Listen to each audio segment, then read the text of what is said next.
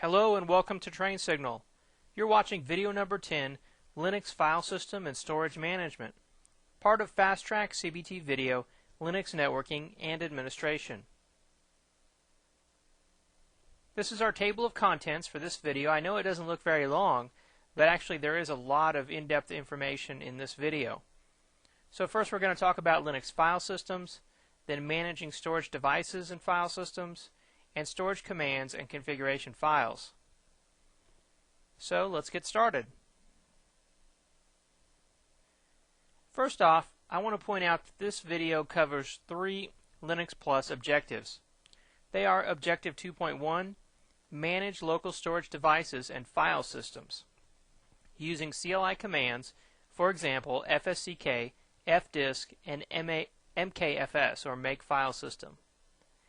Then it covers Objective 2.2, Mount and unmount varied file systems, example Samba and NFS, using CLI commands.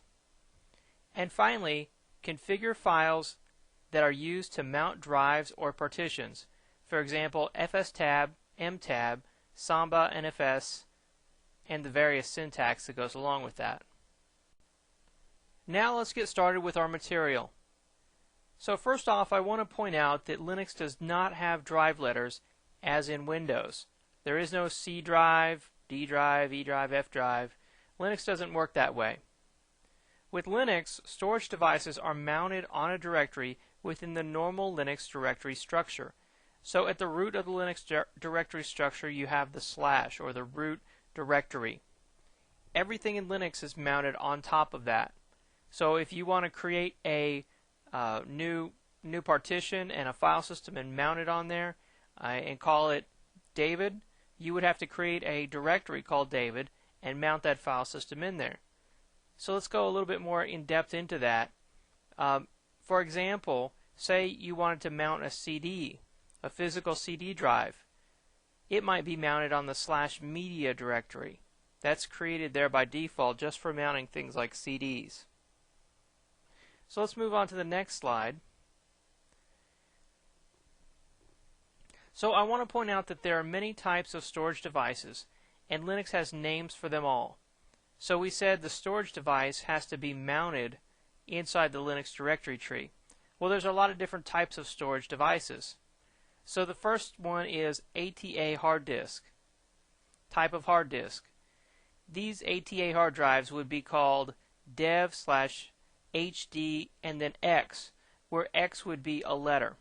So, for example, the master disk on the first controller is dev/HDA. So if you have ATA drives, that's what it looks like. Dev/HDA would be your first disk.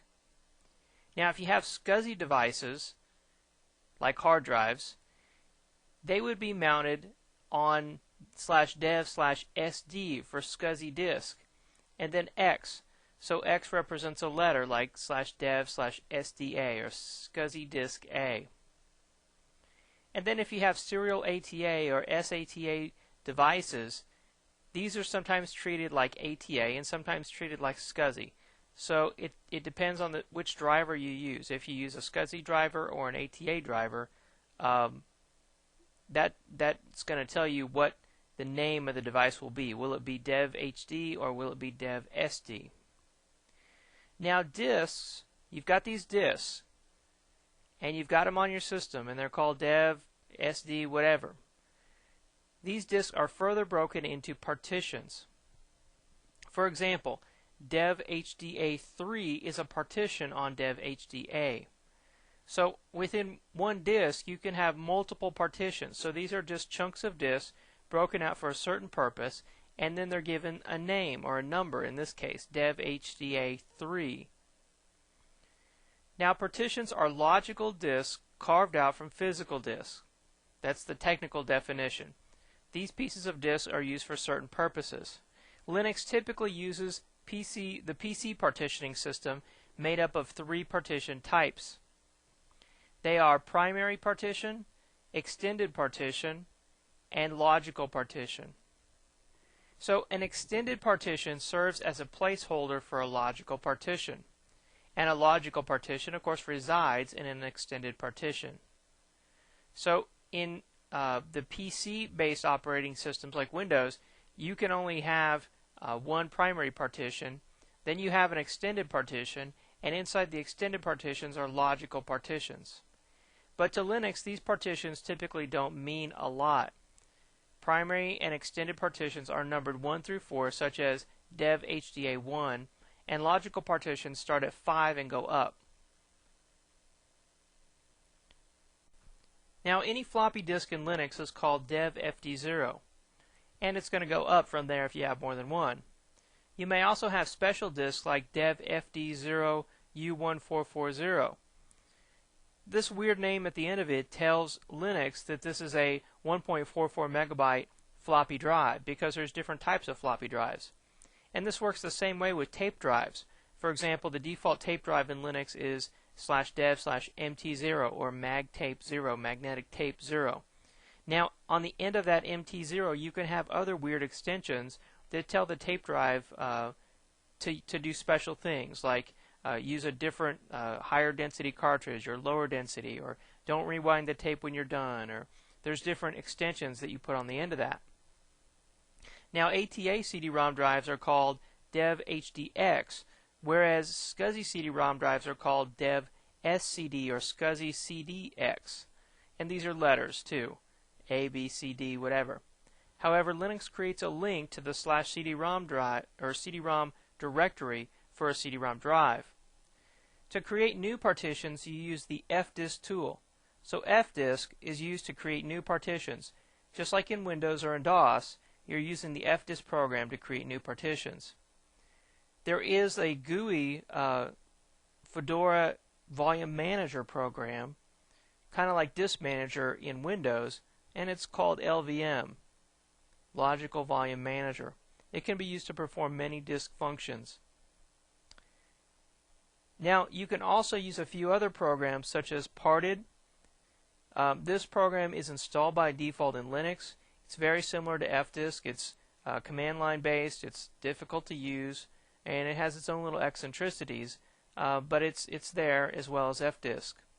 You can buy Partition Magic. This is a commercial program that you have to pay for. Very nice program, but you do have to pay for it. A free program that's very nice and graphical, just like Partition Magic, Qt Parted is graphical, and you can download it for free. Now, once you have a partition, you must create a file system on it. A file system is defined as a low-level data structure used to organize files on a hard disk partition. Types of file systems are ext3, riser, and fat. For example, NTFS in Windows is a type of file system, but it's not used in Linux. Now, to create file systems, you use the mkfs command, or make file system. The FSCK program is used to check the integrity of file systems. It can find corruption and fix it. So these file systems sometimes can get corrupted. It's possible, even though ext3 is a journaling file system and it's most commonly used in Linux, the possibility exists that it does get corrupted, and if so, you use FSCK to find that corruption and fix it. Now, the etcfs tab file is used to tell Linux what file systems to mount when the system boots up. So we'll look at the etcfs tab here in just a minute. It has its own little format, and different columns mean different things. But in general, you're telling it what partition and what file system is on that partition and where to mount it. So the fs tab tells Linux what file systems to mount when the system boots. Now, the etcm tab file is the list of file systems that are actually mounted. So these won't always be the same if there's a file system that's not mounted. If all file systems are mounted, then these two files should be the same. Now, you can actually mount and unmount file systems yourself using the mount and the umount command. Note that to unmount file systems, you type umount, not unmount. There's a big difference, and I have struggled years ago trying to type unmount when the command's actually umount. Now, file systems are mounted on mount points. Mount points are simply directories. So I could create a directory on the root file system called /phishing, and then I could create a file system and I could mount the new file system on top of that directory. So these directories are usually empty directories, and then the file system is mounted on top of it, and it magically appears that it's on the same disk drive. It could be on the same disk drive, but it might not be. But it's definitely not on the same partition on the same disk drive as the root file system that it's usually mounted on. Now you can have things mounted on top of other things. And what I mean by that is, like, you could have a file system, of course you start with root, the / file system. You could have on top of that the user file system mounted. Then you could create a directory inside the user file system called phishing2 and mount a file system on that. And then inside that file system you could create another directory and mount a file system on that. Now these directories, I said they're usually empty. They should be empty, because what happens if you have something in there and you mount it on top of that directory, whatever was in there can't be accessed anymore. So it's kind of weird. You could put a file in there, you mount a file system on top of that directory, and you can't access that file anymore until you unmount the file system. Now swap is a special type of file system. And in fact, there's two ways to do swap in Linux. You can create a disk file actually and do swapping to a disk-based file that's actually on your regular ext3 file system, or you can create a partition and actually use a raw partition for swapping data. You know, swap is of course used if you're running low on RAM. Your system takes whatever's in RAM and puts it off onto the swap file system. Now new swap partitions can be created, and they're turned on and off with the swap on program and the swap off program. To see if you need additional swap space, use the free command. That'll show you how much RAM is free and help you determine if you need additional swap space. Swap is created with the make swap command. That's what you use to make a swap partition. Now let's talk about RAID. RAID stands for Redundant Array of Inexpensive Disks. RAID is when the operating system or a hardware controller is creating multiple pieces of the same data for redundancy or for performance. There are different levels of RAID. For instance, RAID 1 is just a mirrored pair. You have, let's say, 2 disk drives. It could actually be more, but those 2 disk drives are in sync with each other, and everything that's written to one is written to the other. There are many other types of RAID. But RAID can be configured at installation time, but it's not for the new Linux user. You can actually create additional RAID partitions after boot time if you like. Now you can create RAID file systems with the make RAID command or with the GUI Logical Volume Manager. Networked file systems must be mounted as well using the mount command. So we're off of the RAID topic and we're talking now about networked file systems. Networked file systems you can think of as shared drives. So like in Windows, you have a server, you share off a drive on that, you take a PC, you connect to the shared drive over the network. Let's call that a networked file system. Now you must mount these in Linux. Just like you map a drive in Windows, you have to mount these file systems. And you use the mount command to do that. And that's for usually network file systems, or NFS, network file systems. Now what's gained a lot of popularity is SMB or Samba file systems. SMB is of course the Windows file sharing protocol, and Samba is the program that runs on Linux that shares Windows files. So, but besides having a Samba server on your Linux system so you can share your files to Windows clients, there's also a Samba client on the Linux system. So if you have a Windows server, you want to be able to read those Windows files from the Linux client. You can do that. You can do that with the Samba client on the Linux server. Now to do this, you use the SMB mount command to actually mount a Samba file system. CD-ROM drives, by the way, must also be mounted. They're usually mounted on the /mnt or the /media directories with a mount command that looks like this. Mount -T for type, and the type of CD is ISO 9660. -R for read-only, because it's a CD-ROM, it's read-only. And then the device, which is /dev/CD-ROM, that's your default CD-ROM drive. And then /media is just our mount point. Now we could create any mount point with any name and mount this CD-ROM on top of it. You can, of course, burn CDs and DVDs in Linux. There are a number of programs available to do this. With that, let's move on to our scenario.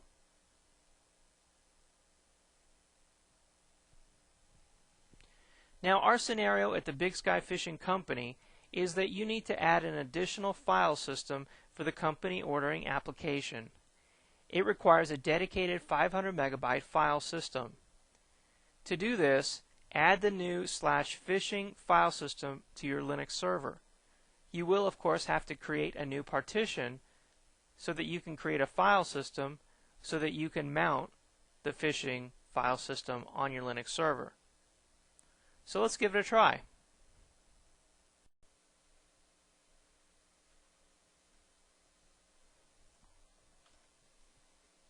So we're over here on our Linux server, and what I've done is I've put a new disk on this server. So it's the equivalent of taking a new physical disk and installing it in your computer. I haven't done anything with the operating system because that's what we're about to do now. Because this is a virtual server and it's running inside my Windows system using this VMware application, I'm able to, with a few clicks of the mouse, create a new hard drive for this system. So it just took up a new disk file on my Windows partition, but it's actually in Linux. To Linux, it's like a new disk. So, of course, this is just like if I took a PC and I physically installed a new 500 megabyte disk on that PC. That's what I've just done. And then I booted the operating system, and that's the point we're at right now. So pretend that we just installed a new physical hard drive on your server, and now we're going to configure the operating system for that hard drive. So to do that, I'm going to type fdisk/dev/sdb. That's the name of the new disk. We said any SCSI disk is /dev/sd for SCSI disk, and then a letter. So the first letter was A, and that's our primary disk. The second letter is B, and that's the new disk that we just added. And when the system boots, you would have seen that this disk was found. So I'm going to press enter there, and this is fdisk. It's not very friendly, but it does have help if you press M. So let's press M, and you can see the different options here. So the first one that I see that's interesting is D, to delete a partition, N, to add a new partition, P, to print the partition table. This is like listing the partitions. Q, to quit without saving, and W, to quit and save. So it's very important you do a W when you're done making changes, not a Q if you want to save those changes. So let's do a P. So we printed out the partition table. This shows us that we're working with dev SDB, and it's 536 megabytes, so about 500 megs, half a gig. Right now it doesn't have any partitions on it. That's what you would see down here, no partitions. So I'm going to press N to add a new partition. We're going to make this a primary partition because it's the first partition on the new disk. I'm going to say 1 for partition number. The first cylinder, it defaults to 1. I'm going to take the default by pressing enter. The last cylinder, it defaults to 512. I'm going to take the default again and press enter. And it just created our partition. Now it didn't tell you that really, but it did.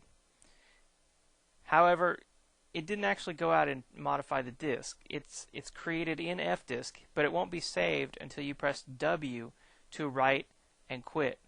So I'm going to press W, and now it's actually modifying the partition table.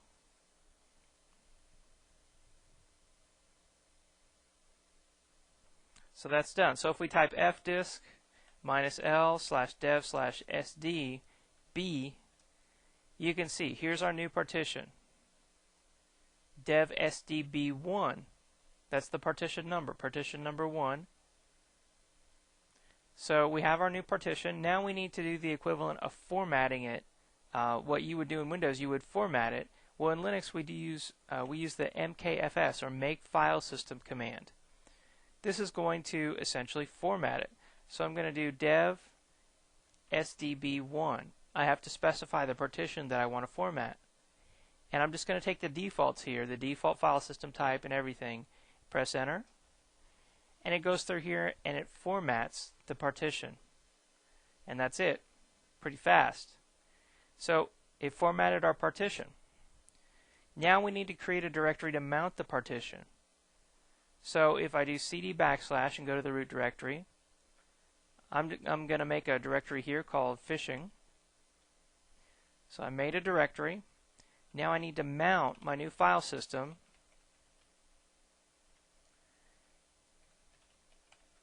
on that directory. So I'm mounting my partition, or file system if you want to call it, on this mount point here. This is our mount point / phishing. So that's it, it's mounted. So if I do a mount just by itself, it tells me all the mounted file systems. You can see here the last one is SDB1 on phishing, type ext2, and it's a read-write file system. Now if I cat etc fs tab, this is a list of all the file systems that would be mounted at boot. It's not on there right now. Our phishing file system isn't on there because we didn't modify this. If we want it mounted at boot, we're going to have to modify this.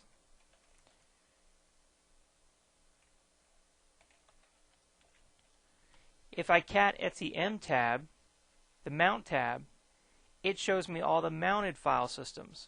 Notice that phishing is on here because it is mounted. Let's do a df. If I do a df command, this shows me all the file systems and their utilization, how much of the disk is used and how much is available. This is a very important command for a system administrator to know, the df command. So you can see here, here's the phishing file system. It's 1% used, has 479 megabytes available, that's what that is. It's a total of 507 megabytes, and its partition is SDB1. So we have our phishing file system mounted. We did what our scenario required, but now let's go out and explore a few other utilities. I'm going to clear the screen. And another utility I want to show you is called sfdisk. So this is like sfdisk. If I press enter, well, let's try that again and pipe that to more. Okay, sfdisk is a Linux utility for disk partitioning. So this is a lot like fdisk, but to me, at least the menu is a little bit more friendly. Yeah, it has more options, but it's also a little bit more verbose. So that's another utility. Another one is parted. This is a command line program. I've never used this program myself. I've always used fdisk, but I read the benefit of parted is that it supports large partitions in Linux. So it gives this parted command prompt here. If I do a question mark, it has its own little set of commands. I can select a device, dev sdb, and then I can print the partition table. So there's the partition we created, 537 megabytes it says. So the command menu here looks similar to fdisk. So that's parted. I'm going to type Q to quit. Another one I want to show you is the Fedora Logical Volume Manager. If you go to System, Administration, and Logical Volume Management, this is also called System-config-LVM. So it's a graphical tool. Now unfortunately it's meant to run on a display with larger resolution, so I can't see this section over here. That's okay. We don't need that section. We're just going to look at it for just a second. So it shows you the two different disks that we have on our system, logical view and physical view. Oh, I'm sorry, these are our volume groups, not our disks. These are our volume groups.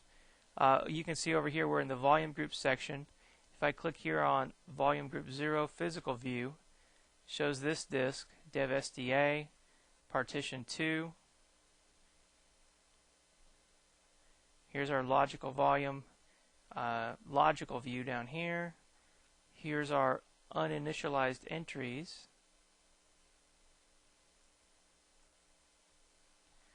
So I just wanted to show you that this program is here, that it exists, and it can be used to do a number of disk volume group functions.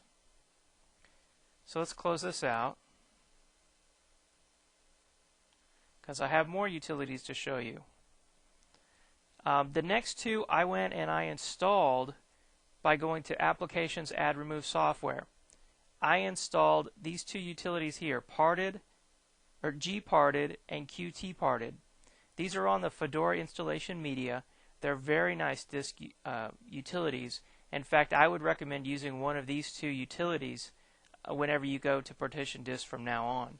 I mean, for the Linux Plus exam, it's very important to know fdisk and make fs and mount and etc fs tab and all those different things. But for every day-to-day use, for ease of use, man, I would go and use one of these. So let's check out gparted. So very easy to use graphical utility. I can select my disk over here, SDB, 512 megabytes. The mount point is fishing. I can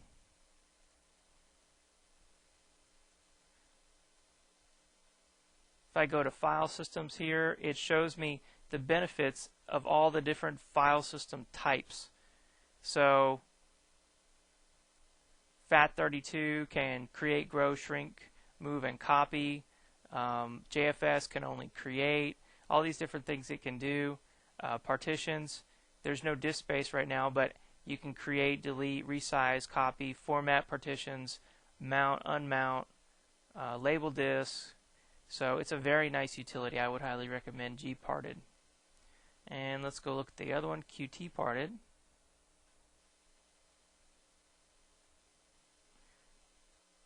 If we select our partition here,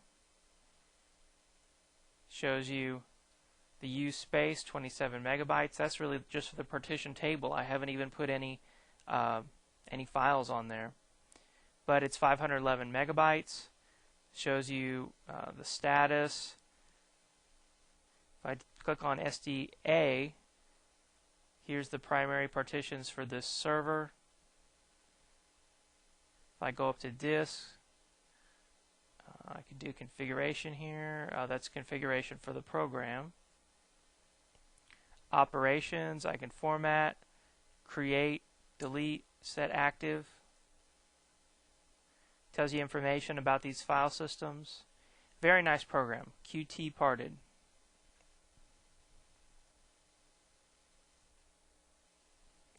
And then there's just two other things I want to show you. One is FSCK, file system check.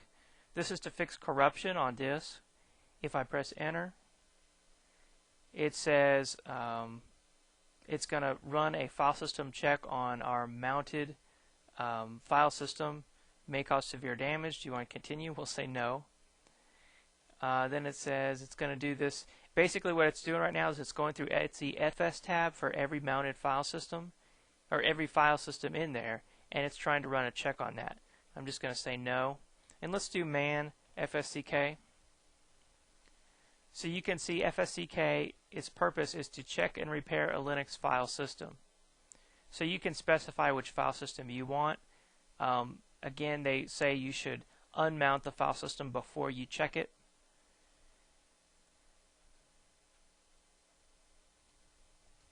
And we won't go into that. It's just important that you know what the purpose of FSCK is. And then finally, let's go into dev, cd/dev. And I'm going to do an ls-l, pipe that to more. And these are all the devices on our system. CD-ROM is a device. It's actually a link to HDC. Here's disk partitions. Here's DVDs. Here's the different sizes of floppy drives. Pretty interesting. We talked about that in our slides. And notice these are block devices. Anything having to do with a disk is a block device.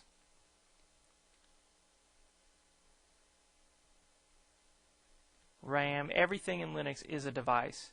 TTYs, here's our SDA1, SDA2 disks, TTYs, volume group, and there's even subdirectories here.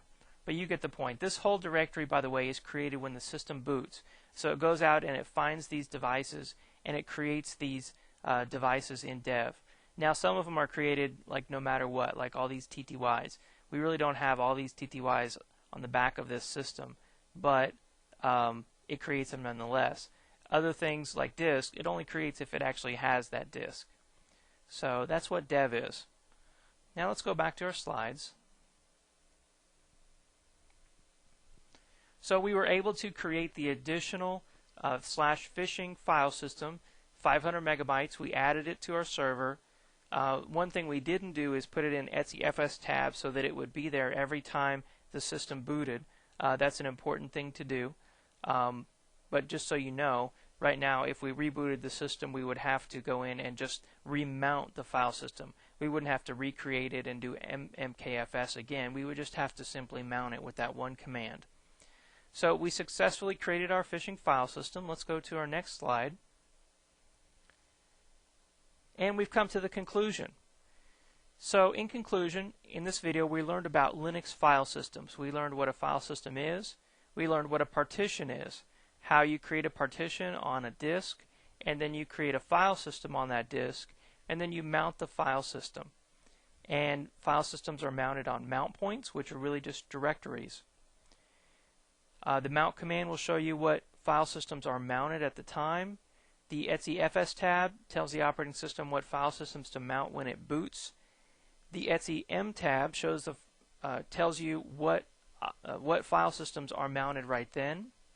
The dev directory is where all the devices are stored. And then we learned about a number of different disk partition utilities. We used fdisk, we saw sfdisk, we looked at parted, the Fedora Logical Volume Manager, the gparted utility, and the qtparted utility. And finally we saw the fsck program that's used to check your file systems for corruption. So with that, we've come to the end of video number 10. Thank you very much.